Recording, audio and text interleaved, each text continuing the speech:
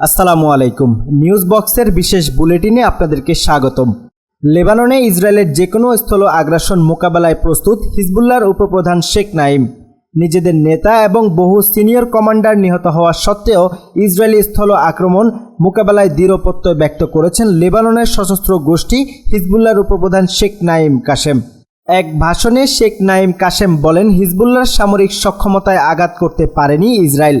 সম্প্রতি লেবাননে বোমাবর্ষণের ফলে বিপর্যয় সত্ত্বেও তিনি জোর দিয়ে বলেন তারা লড়াই চালিয়ে যাবেন।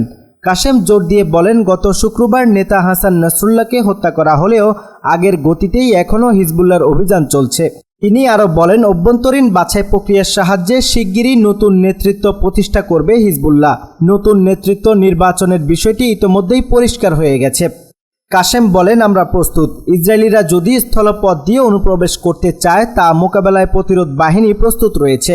তিনি বলেন, ইসরায়েলের লক্ষ্য লেবাননের বেসামরিক নাগরিকদের ওপর আগ্রাসন ও গণহত্যার মাধ্যমে বিশৃঙ্খলা সৃষ্টি করা।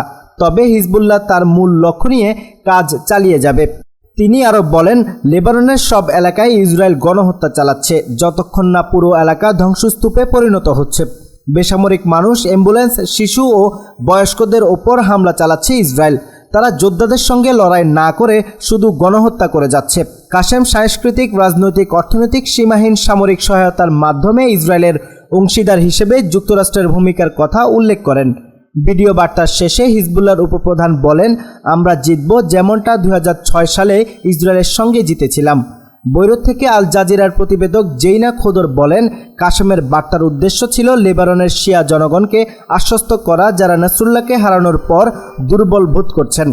খোদর বলেন, তিনি তার জনগণকে আশ্বস্ত করার চেষ্টা করছিলেন যে হিজবুল্লাহর এখনও লড়াই করার মতো সামরিক সক্ষমতা রয়েছে এবং ইসরায়েলকে জানালেন যে তারা আত্মসমর্পণ করতে প্রস্তুত নয়। তবে খোদর এটাও উল্লেখ করেছে যে ইসরায়েলি গুপ্তহত্যার ঢেউ হিজবুল্লাহর নেতৃত্বকে ধ্বংস করার পর এবার নতুন করে পুনরায় সংগঠিত হওয়া জরুরি। এছাড়া তারা তাদের দূরপাল্লার ক্ষেপণাস্ত্র সহ অন্যান্য অস্ত্র ইসরায়েলের বিরুদ্ধে ব্যবহার করবে কিনা এবং করলেও কিভাবে ব্যবহার করবে, যারা ইতোমধ্যেই লেবাননে উল্লেখযোগ্য ক্ষতি সাধন করেছে।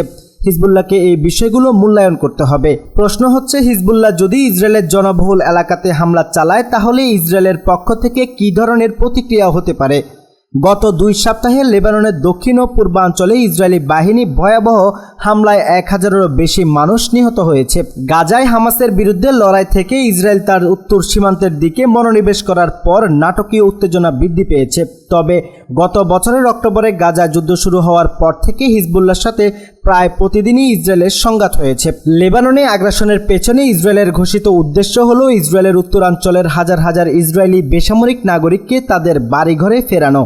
তবে এই মুহূর্তে সতর্ক অবস্থানে রয়েছে ইরান।